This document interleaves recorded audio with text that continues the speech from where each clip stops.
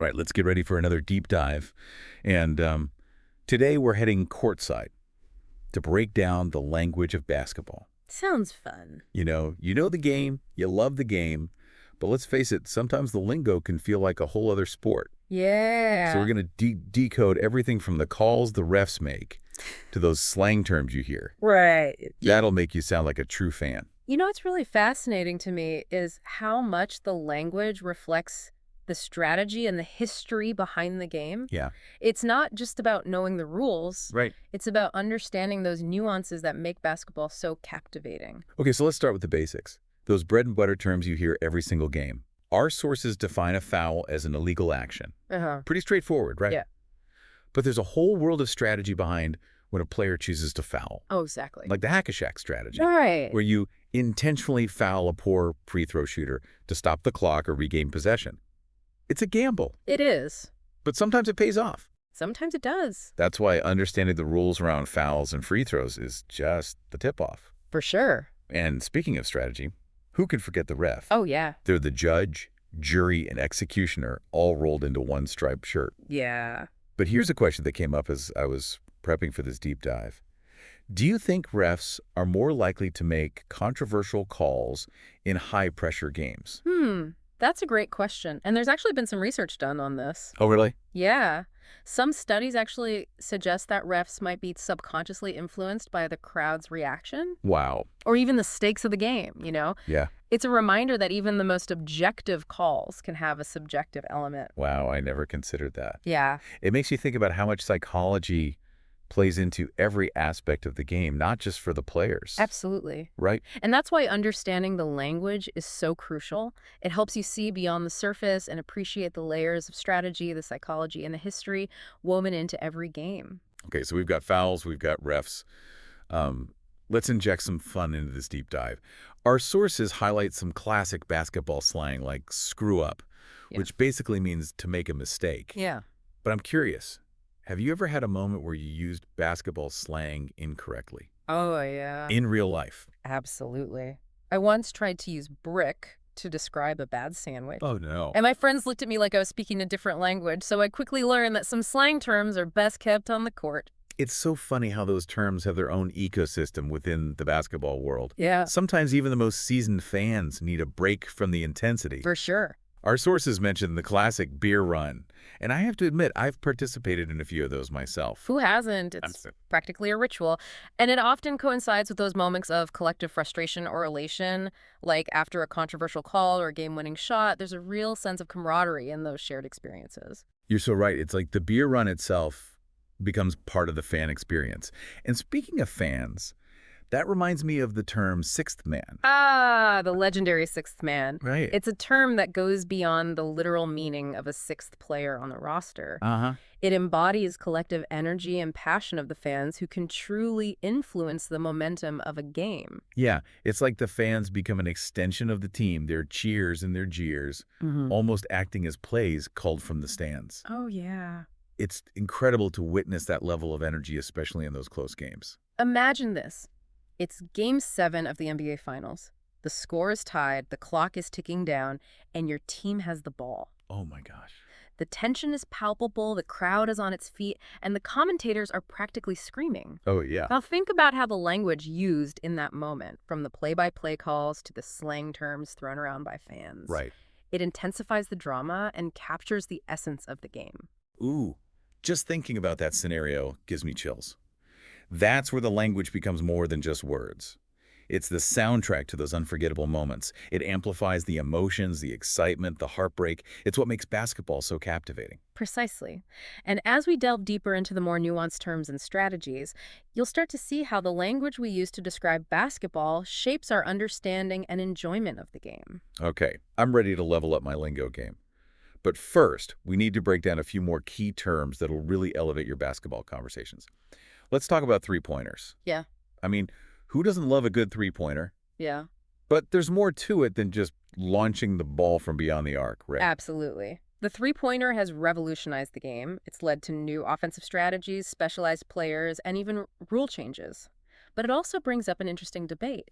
Okay. Has the emphasis on three-pointers made the game more exciting or less focused on fundamental skills? Wow, that's a great point. It's like every rule, every term has ripple effects throughout the game, and it even impacts how we perceive the sport itself. I can't wait to hear more about how those changes play out in the language we use. And we can't forget about traveling. Oh, yeah. Seems like a simple rule. You can't take too many steps without dribbling, right? But did you know that the NBA and FIBA have slightly different interpretations of the traveling rule? No way. I had no idea. That's fascinating. It's true, and those subtle differences can lead to some heated debates among fans, especially during international competitions. Okay, so we've got three-pointers, we've got traveling, and we've even touched on the global variations of the game. This is getting good. And we're just getting started. There are so many more terms and concepts to explore, each one adding another layer to our understanding of this amazing sport. All right, I'm feeling pumped. Let's take a quick time out to gather our thoughts, and then we'll be right back with more deep dives into basketball lingo. And we are back, ready to dive even deeper into the world of basketball lingo. We've covered the basics, Yeah. but now I'm ready to unlock those next level terms. Right. The ones that really make you sound like, the game inside and out. Well, think about those key moments that shift the momentum of a game. Okay. It's not just about scoring, it's about setting up those scoring opportunities. Uh-huh. That's where assists come in. Oh, yeah. It's when a player passes the ball to a teammate who then scores. Right. That's right. But is there a hierarchy of assists? Mm-hmm. Like, is a simple pass for a layup as valuable as a no-look pass for a slam dunk? You're thinking like a true analyst. While all assists count the same on the stat sheet, some definitely have more style points. Right. A no-look pass or an alley-oop Mhm. shows off a player's creativity and court vision, and those can be real crowd pleasers. I can picture it now. A point guard threads a needle through defenders, their teammate catches the ball midair, and bam, alley-oop for the win. The crowd goes wild. And the commentator might shout, "That was a dime," which, by the way, is another great slang term for a perfect pass. A dime. I love it. It's so descriptive. It is. Speaking of descriptions, let's talk about different types of shots. Okay. We've already covered the three-pointer, Right. but I'm sure there are other ways to put the ball in the basket. Of course. Think about the classic jump shot. Yeah. It seems simple, but mastering the timing and form of a jump shot takes serious skill. Yeah. And then there are variations like the fadeaway jump shot, made famous by players like Michael Jordan and Dirk Nowitzki. Ah, the fadeaway. It's like a ballet move on the court. Right. Seems so effortless. Yeah. But I can only imagine the precision and strength required to pull it off consistently. It's a thing of beauty, and it speaks to the athleticism and artistry of basketball. Yeah. But even the best shooters miss sometimes. They do. That's where rebounds become crucial. Okay, rebounds, I know this one. Right. It's when a player grabs the ball after a missed shot. Yeah. But are there different types of rebounds? Uh-huh. Do they all hold the same value? Great question. Thanks. We've got offensive rebounds, which give your team another chance to score, and defensive rebounds, Right. which prevent the other team from getting a second shot. Okay. Coaches often emphasize boxing out your opponent to secure those rebounds. Right. Because they can be game changers. It's like a mini battle under the basket every time a shot goes up. It is. It must be so intense down there, with players jostling for position and using every trick in the book to grab that ball. Absolutely. It's all about hustle, timing, and a bit of physicality. Yeah. And speaking of hustle, we can't forget about steals. Ah, steals. Those are exciting. They are. It's when a defensive player takes the ball away from the offensive player, right? Yeah. Like intercepting a pass or knocking the ball loose. Exactly. And steals often lead to fast breaks and quick scores, which can completely change the momentum of a game. Oh, for sure. Remember, defense wins championships. Yes. And steals are a big part of that. It's like a calculated risk, right?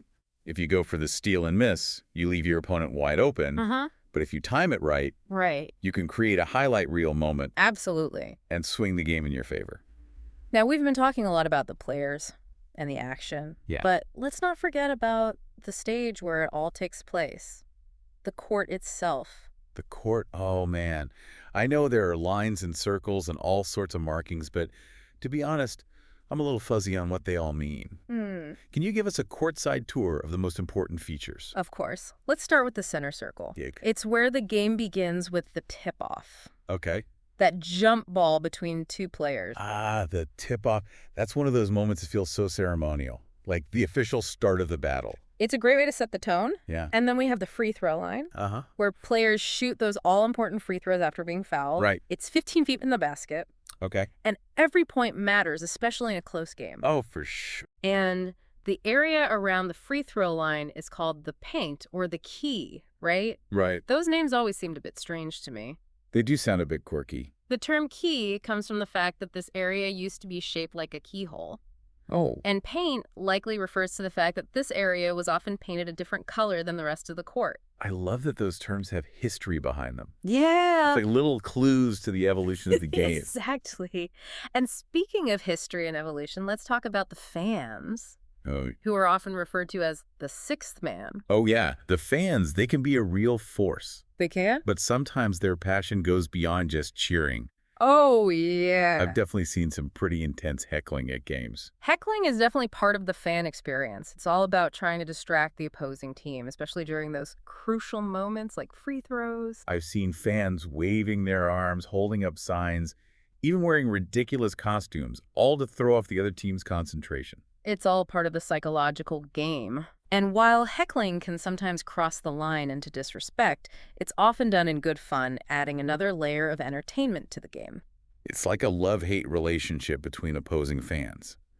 They might heckle each other mercilessly, but there's also a shared respect for the passion and dedication they both bring to the game. And that's what makes the atmosphere of a basketball game so unique. Yeah. It's a mix of competition, camaraderie, and a shared love for the sport, all expressed through this amazing language we're exploring. I'm feeling so much more confident in my basketball lingo now. Good. But I'm sure there's still some terms out there that I haven't even heard of. Probably. What else can we uncover in this deep dive? All right, we're back for the final quarter of our basketball lingo deep dive. Okay. We've covered so much ground already. We have. But I have a feeling there are still some hidden gems out there. Huh? Some terms that really capture the essence of those heart-stopping moments, Right. those key moments. Yeah. So hit me with those final buzzers. Let's make sure I'm fully equipped to handle any basketball conversation that comes my way. Well, how about we start with a term that's synonymous with basketball's most dramatic moments? The buzzer beater. Okay. It's a shot that goes in just as the game clock expires, Right. often resulting in a sudden victory or a crushing defeat. Oh, man. Buzzer beaters are the stuff of legends. Yeah. The entire game comes down to that one shot. The tension is unbelievable, and then spoosh, Yeah. crowd erupts or falls silent in disbelief. Yeah. It's pure emotion. It's a moment that's etched into the memories of fans and players alike. Yeah. And the Corn buzzer beater perfectly captures that split-second decision, that incredible display of skill and athleticism, Yeah. and the sheer thrill of victory snatched from the jaws of defeat. Wow. Okay, speaking of thrilling displays, Yeah. what about those moments when a player pulls off a move so spectacular, so dominant, that it's almost disrespectful to their opponent? You're talking about a poster dunk. Poster dunk, yes. Poster dunk, yes. It's when a player dunks the ball over a defender with such force and style that they metaphorically posterize their opponent, Right. who's often left helpless and humiliated beneath the basket. Poster dunks are the best. They are. The athleticism, the power, the sheer audacity. It's like they're defying gravity. Right. And then you have those iconic photos of the dunk frozen in time, Yeah. forever capturing that moment of triumph. Exactly. The term poster dunk speaks to that visual impact, that lasting image of one player's dominance over another. Yeah. It's a move that deserves to be immortalized on a poster, celebrated as a symbol of basketball's raw power and athleticism. Okay, so shifting gears a bit, what about those games where a team seems completely out of it? Down by a huge margin, Yeah. but then somehow manages to pull off an improbable victory? That's what we call a comeback victory. Yeah. And it's one of the most inspiring scenarios in basketball. For sure. It requires incredible resilience, determination, and a never-give-up attitude. Comeback victories are amazing. They are. They show that anything is possible in basketball. Right. That even when the odds are stacked against you, you can still claw your way back and win the game. They're a testament to the power of teamwork, momentum shifts, and those clutch plays that ignite a team's spirit and energize the crowd. Yeah, it's like the whole atmosphere changes, the energy becomes electric, and you can feel the belief growing with every basket, every defensive stop. But of course, there's the flip side of that coin, the heartbreaker. Oh, yeah. It's a loss that's particularly painful. Yeah. Often because the team was so close to winning or because they made crucial mistakes that cost them the game. Heartbreakers are tough, Yeah. especially if it's your team. Right. It's that sinking feeling, that what if that lingers long after the final buzzer. But even in defeat, there are lessons to be learned, opportunities for growth, and the motivation to come back stronger next time. That's what I love about basketball. It's not just a game, it's a story of triumph and defeat, of individual brilliance and collective effort, all told through this rich and expressive language. I couldn't agree more. And by understanding the lingo, the nuances of the game, Hmm. we become more than just spectators. We Yeah. become participants in that story, Right. able to appreciate the subtleties, the strategies, and the emotions that make basketball so compelling. Well, I feel like I've leveled up my basketball IQ today, thanks to this deep dive. Good. I'm ready to analyze plays, debate calls, and even drop some slang with the best of them. And that's what it's all about. Language unlocks a deeper level of understanding and enjoyment, connecting us to the sport on a whole new level. So, to all our listeners out there, Yeah, keep exploring the world of basketball, keep learning the lingo, and keep watching the games. absolutely. And who knows, maybe you'll even discover a newfound passion for the sport, just like we have. That's a wrap on our basketball lingo deep dive. All right. We hope you enjoyed the journey. We did. Until next time, keep exploring and keep the conversation going.